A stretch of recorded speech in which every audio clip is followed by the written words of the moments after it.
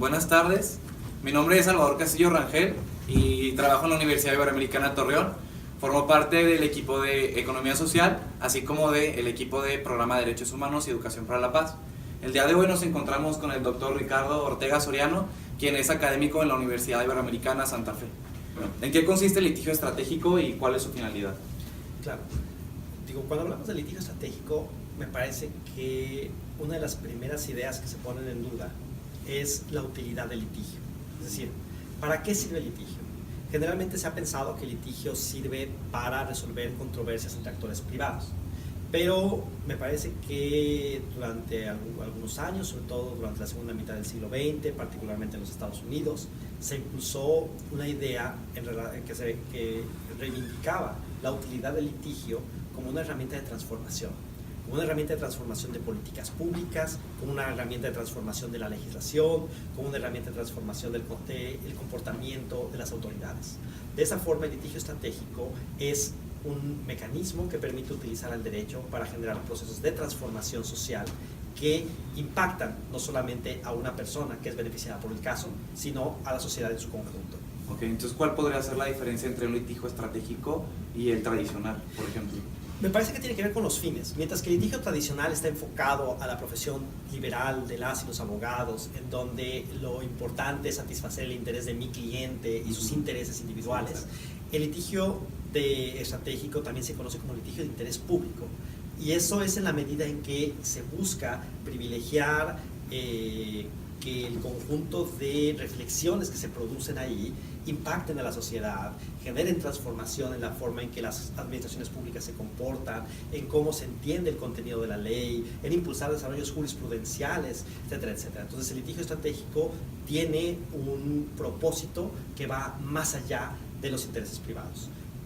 Y aquí vale la pena simplemente apuntar, sin que eso signifique sacrificar o instrumentalizar a las víctimas, que son atendidas a través de este tipo de casos. Y, por ejemplo, ¿cuáles podrían ser estas variables que se pueden tomar en cuenta para llegar a un éxito en este tipo de estrategias?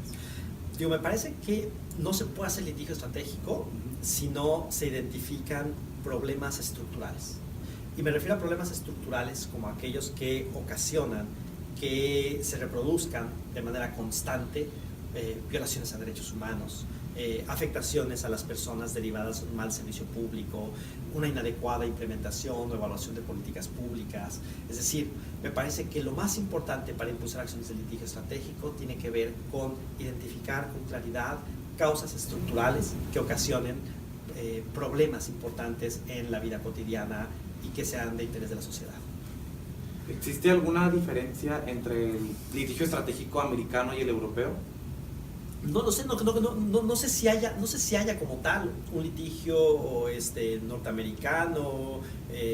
Sí, habría que hacer una evaluación de casos. Lo que me parece que más bien tendríamos que identificar es que existen diferentes concepciones respecto a cómo entender el litigio estratégico, ¿no? Hay concepciones, por ejemplo, que le dan mucho más peso a el componente de transformación vía jurisprudencia. Hay estrategias de litigio que lo que buscan es simplemente empoderar comunidades para que las comunidades impulsen cambios independientemente del resultado jurídico. Hay quienes piensan que el litigio simplemente es un pretexto para detonar otro tipo de reflexiones y de intercambios en el ámbito público. Es decir, me parece que lo que más que encasillar una definición que no conozco, no sé si la existe entre el litigio europeo o el litigio norteamericano, creo que lo más interesante es pensar que hay diferentes enfoques para entender el litigio, ¿no? Hay, por ejemplo, organizaciones de la sociedad civil que hablan de defensa integral, porque les preocupa que el litigio instrumentalice a las víctimas, y entonces lo que les preocupa es que el litigio sea una de las herramientas que tienen las organizaciones de defensa de derechos para impulsar cambios, ¿no? Donde el derecho es una de tantas herramientas posibles para alcanzar esos cambios. ¿Usted ha trabajado ya como académico, como asesor o consultor de UNICEF y en centros de investigación? ¿Qué habilidades le ha traído que puede enfocar en el litigio estratégico? Yo creo que hay un componente que no puede perderse de vista cuando se habla de litigio estratégico, y es, no puede hacerse litigio estratégico sin anclarlo a procesos de investigación.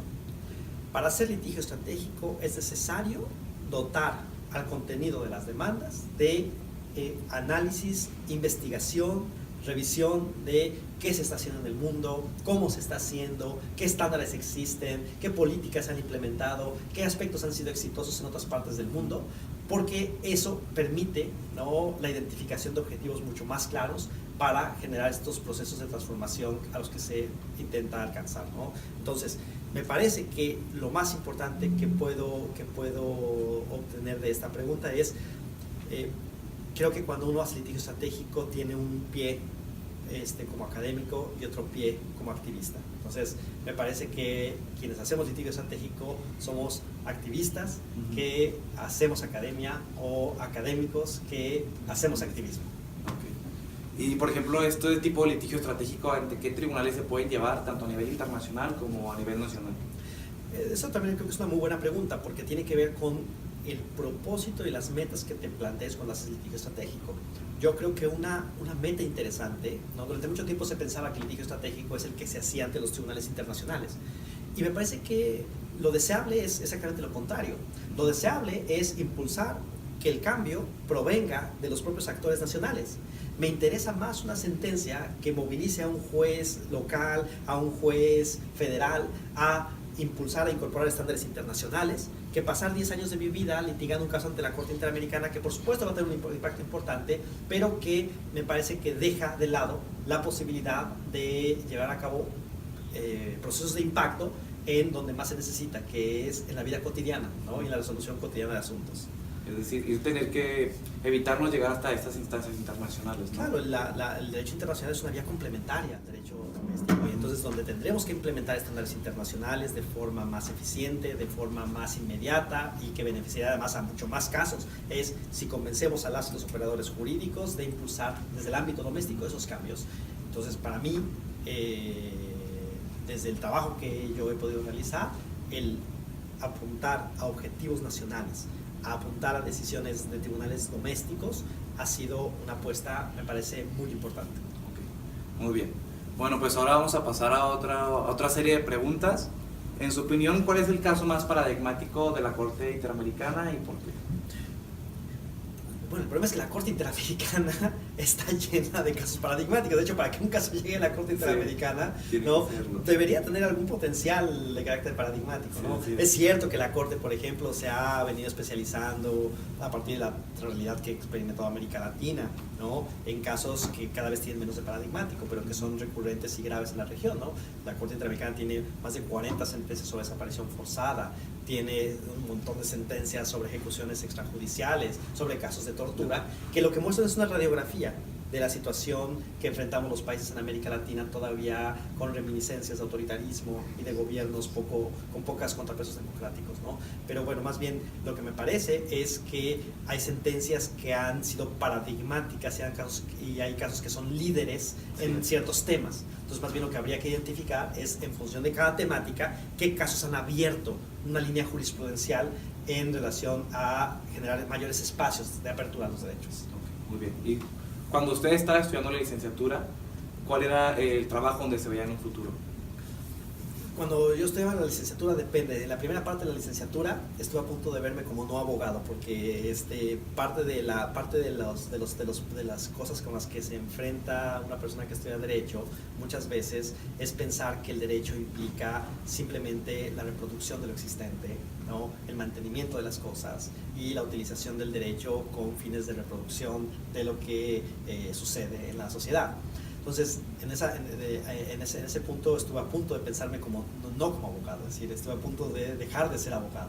En la segunda parte, pues más bien ya me veo haciendo lo que hago, ¿no? Es decir, me veo como académico, siempre me he visto como académico. Buena parte de mi trabajo tiene que ver con la academia, ¿no? Y la academia entendida como lo decía hace un momento, ¿no? Una academia que no está aislada en un cubículo en una universidad, sino una academia que hace trabajo de incidencia en la sociedad, que investiga para resolver problemas en la sociedad, que hace activismo por la sociedad y que está comprometida con ciertas causas, ¿no? Así me veo. Qué bien, qué bueno que está consiguiendo lo que siempre quiso, ¿no? ¿Cuál sería la característica principal de un abogado? ¿De un abogado en general o un abogado que hace...? En general, ya puede ser académico, litigio, investigación. La pregunta es, ¿cuál es o cuál debería ser la ¿Cuál debería ser la cualidad? Porque ¿Cuál debería ser? Me parece que depende del tipo de abogado que quiera ser, porque creo que durante muchos años el sistema ha estado diseñado para formar abogadas y abogados que básicamente son una especie de soldados del régimen. Abogados que se encargan de operar y de reproducir acríticamente el contenido de la ley. Y me parece que ese es un modelo de abogado que puede ser válido para ciertas personas y para ciertos contextos, ¿no?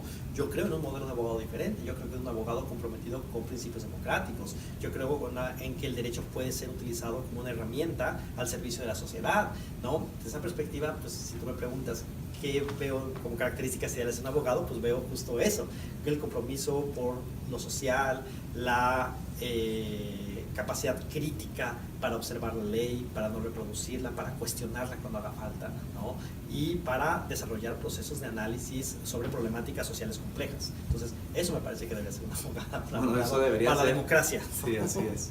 ¿Cuál es su película favorita o la serie favorita de abogados? Híjole, mira, ¿Pregunta difícil? No, pues, por ejemplo, una película que utilizo mucho y que me parece que refleja la importancia, por ejemplo, de los procesos argumentativos basados en compromiso es esta película norteamericana, Dos hombres en pugna, ¿no? Que me parece refleja de manera consistente, ¿no?, la fuerza de la argumentación para la transformación de decisiones y el combate a los prejuicios, ¿no? Entonces, esa película me gusta mucho. ¿Y cuál será la palabra que lo define a usted? Esa sí es la más difícil de todas. Pues, no lo sé. No lo sé. Creo que puedo utilizar varias. Bueno, puedo utilizar, no, quizá académico puede ser una palabra que me defina. Sí. Muy bien. Muy bien. Bueno, pues muchas gracias por estar con nosotros y realizar esta entrevista conmigo. No, gracias a ustedes. Y esperamos tener nuevas entrevistas con temas académicos. Muchas gracias.